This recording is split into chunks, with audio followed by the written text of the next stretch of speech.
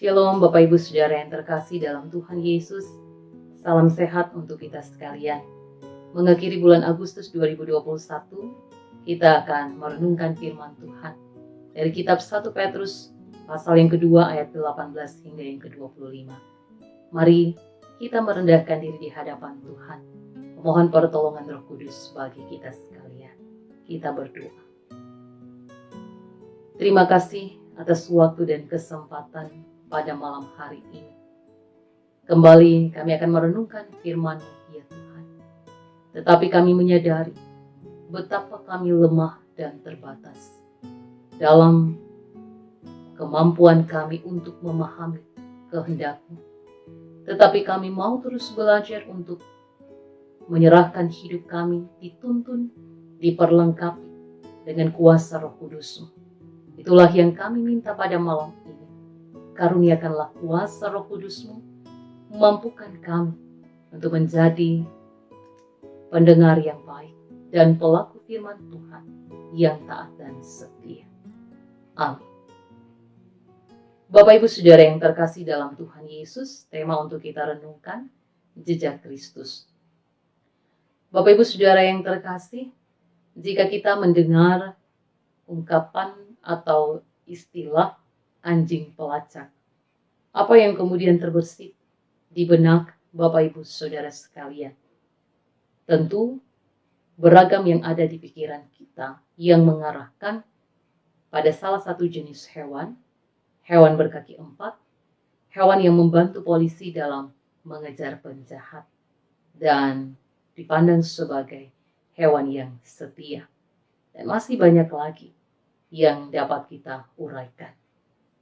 Karena itu kita juga memahami bahwa ada satu keistimewaan yang dimiliki oleh anjing pelacak, yaitu kemampuan yang dimiliki untuk melacak jejak dari objek benda yang diberikan dengan mengandalkan penciumannya.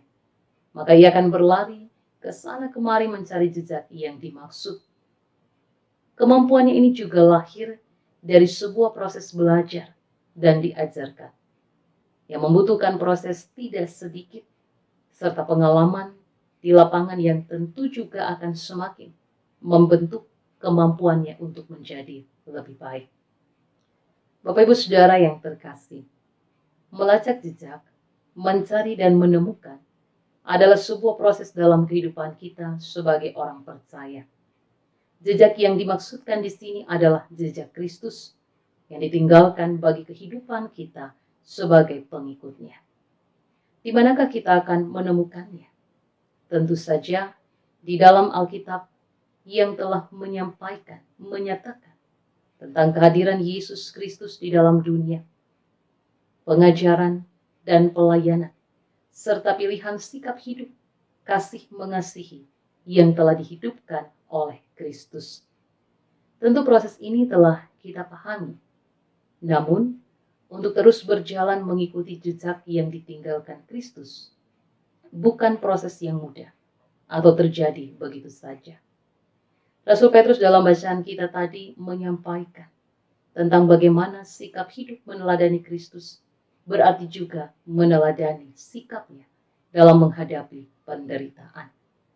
Pada ayat 22 hingga 24 memperlihatkan bagaimana teladan Kristus dalam jejaknya, yakni dia tidak berbuat dosa dan tipu tidak ada dalam mulutnya. Artinya bahwa melakukan kebaikan dan kebenaran menjadi karakter dari sikap Kristus dalam membangun hidup pribadi. Perlakuan buruk yang diterima olehnya pun bukanlah suatu godaan untuk melakukan hal serupa kepada mereka yang berbuat demikian. Balasan yang diberikan bukanlah balasan kebencian.